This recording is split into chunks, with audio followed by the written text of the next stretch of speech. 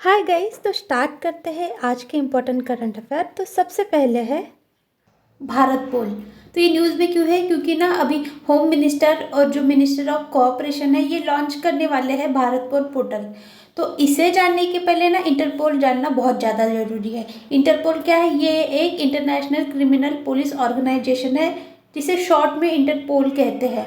तो ये इसका काम क्या है, ये क्या करता है? जितना भी क्रॉस बॉर्डर टेररिज्म होता है, ऑफेंस होता है, ट्रैफिकिंग होते हैं, जितने भी क्राइम होते हैं वो इंटरपोल सॉल्व करता है।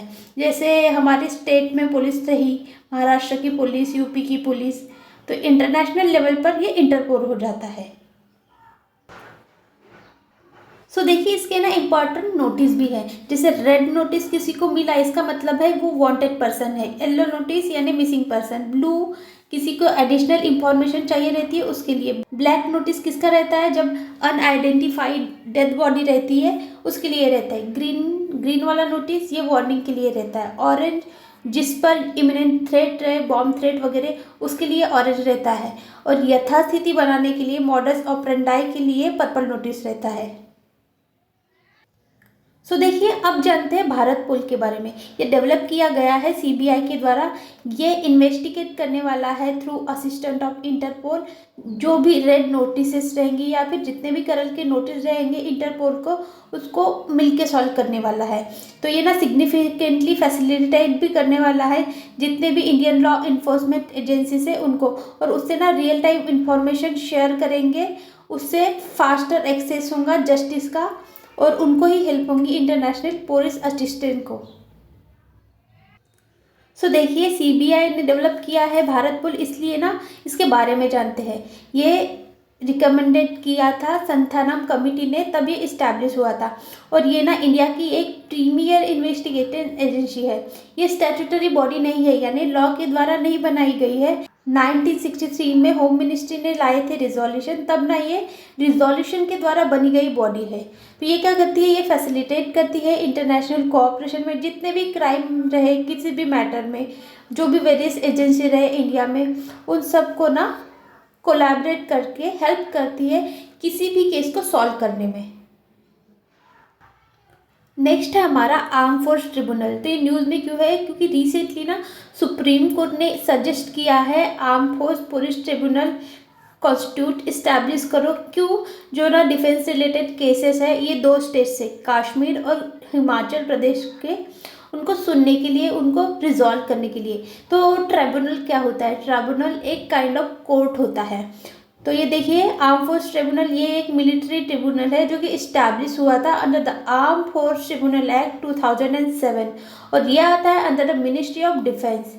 सो देखिए ये क्या करता है? ये रिस्पॉन्सिबल है जितने भी मिलिट्री रिलेटेड डिस्प्यूट होंगे, झगड़े होंगे, जिसमें किसी भी मैटर के आ सकते हैं, उनकी सर्विस से रिलेटेड या फिर कोर्ट के मार्शल लॉ के डिसीजन से रिलेटेड, ये सब रिजॉल्व करता है ये आर्म फोर्स ट्रिब्यूनल।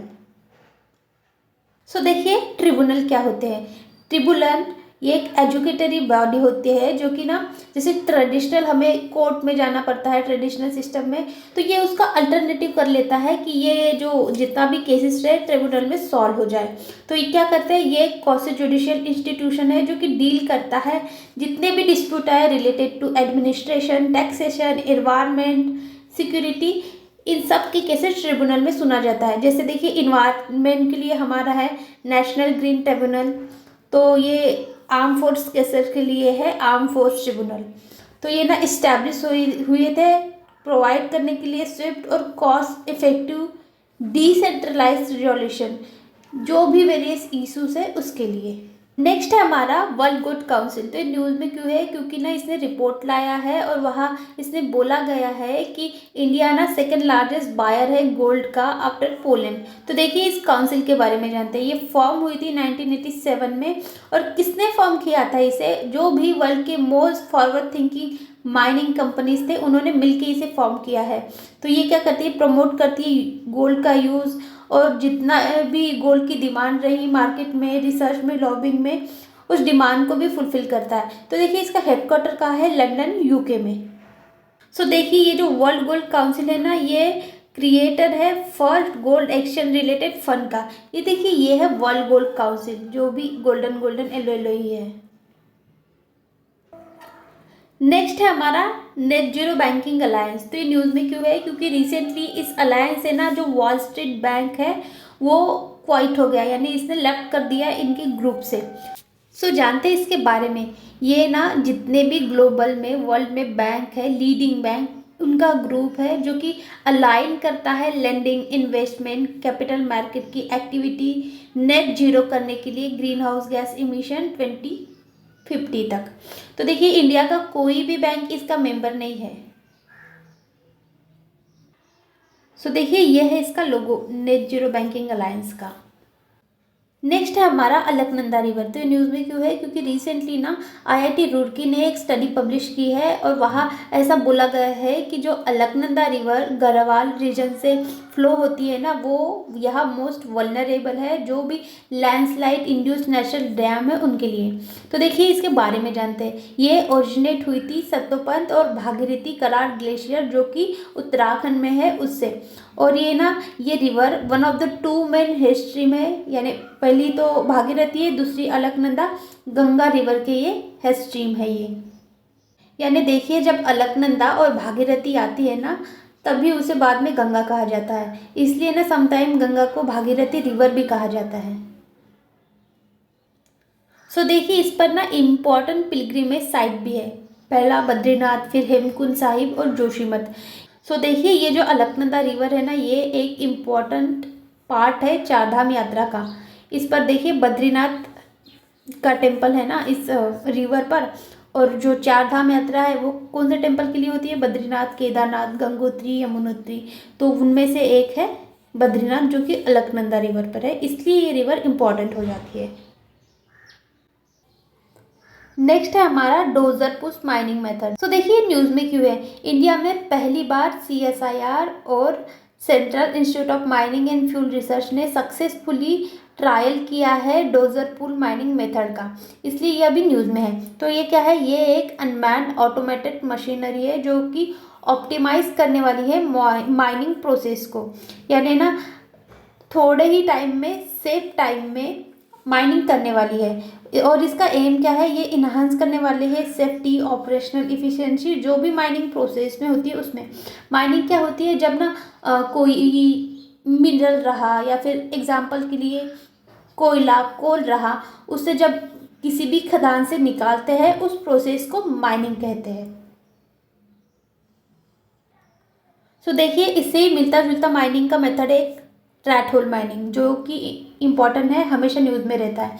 ये ना मेघालय में किया जाता है, छोटे छोटे गड्ढे करके ना यहाँ बच्चों को घुसाया जाता है और उनके हेल्प से जो भी यहाँ मिनरल अंदर रहते हैं उसे निकाला जाता है, उसे ही ना रैट होल माइनिंग कहते हैं। नेक्स्ट है हमारा कॉमन नॉक्टूले बैट। तो ये न्यूज़ में क्यों है, क्योंकि ये ना इसका अलग ही एक अनकवर माइग्रेशन की स्ट्रेटेजी है जो कि अभी स्टडी में पब्लिश हुई है। तो जानते हैं इसके बारे में। इसे कॉमन नॉक्टूले को ना नैक्टुलस नॉक्टुला भी कहा जाता है, जो कि एक इंसेक्टिवोरस बैट है, यानी छोटे छोटे कीड़े खाने वाला बैट है। ये जंगल में रहता है वैसे तो, लेकिन ना जब ठंडी में हिबरनेशन स्टार्ट होता है ना तब ये गुफाओं में चले जाता है। और ये मिलता कहाँ है, ये देखिए Europe, Asia, Japan, Burma, Oman, Vietnam, Taiwan, Algeria, इन सब जगहों में ये मिलता है। सो देखिए इसका IUCN का स्टेटस क्या है। IUCN में तो ये लिस्ट कंसर्न है, और स्टडी में अभी क्या फाइंड किया है, ये जो बैट है ना जब वार्म स्टॉर्म यानी गर्म हवाएं चलती है ना उसके साथ ये चलता है, उससे क्या करता है, ये माइग्रेशन करता है, और जब उड़ते रहे तो इनकी एनर्जी लगती है ना, तो वार्म स्टॉर्म के जरिए उनकी एनर्जी भी कंजर्व होती है। तो देखिए ये हिबरनेशन करता है। तो जानते हैं हिबरनेशन क्या होता है, पहले ये इमेज देखिए हिबरनेशन की। कुछ टाइम के लिए कोई भी एनिमल ना अंदर छुप जाते हैं किसी भी होल में या फिर पेड़ के अंदर, क्यों, अपनी एनर्जी बचाने के लिए, और उससे ना मेटाबॉलिक एक्टिविटी कम करते हैं, तब इनको ना वो अडेप्शन हो जाता है टेम्परेचर का, और ना क्या होता है उससे ये फूड के लिए बाहर निकल नहीं पाते हार्श विंटर में। नेक्स्ट है हमारा टाइडल टेल्स। तो ये न्यूज़ में क्यों है, क्योंकि ना ये गैलेक्सी फाउंड हुई है नियर द NGC 3785 इसमें। तो ये क्या है, ये एक थिन और इलोंगेटेड रीजन है स्टार्स का। तो देखिए बनता कैसे है, जब गैलेक्सी ना इनकाउंटर या फिर मर्ज होती है किसी भी अदर गैलेक्सीज के साथ, फिर उससे ना एक म्यूचुअल ग्रेविटेशनल फोर्स बनता है जो कि डिसॉर्ट या फिर स्ट्रेच करता है मटेरियल को। उस प्रोसेस में ही ये टाइडल टेल्स बना है। तो इतना सब याद रखने की ज़रूरत नहीं है, जस्ट टाइडल टेल्स इसका मतलब है गैलेक्सी। तो ये देखिए ये है न्यू टाइडल टेल्स। नेक्स्ट है हमारा प्रोडक्शन लिंक इंसेंटिव स्कीम 1.1। तो ये न्यूज़ में क्यों है, क्योंकि रिसेंटली जो मिनिस्टर ऑफ यूनियन स्टील के हैं और हेवी इंडस्ट्रीज़ के, उन्होंने लॉन्च किया है ये स्कीम। तो ये स्कीम इम्प्लीमेंट करने वाले हैं फाइनेंशियल ईयर 25-26 के लिए, फाइनेंशियल 29-30 तक।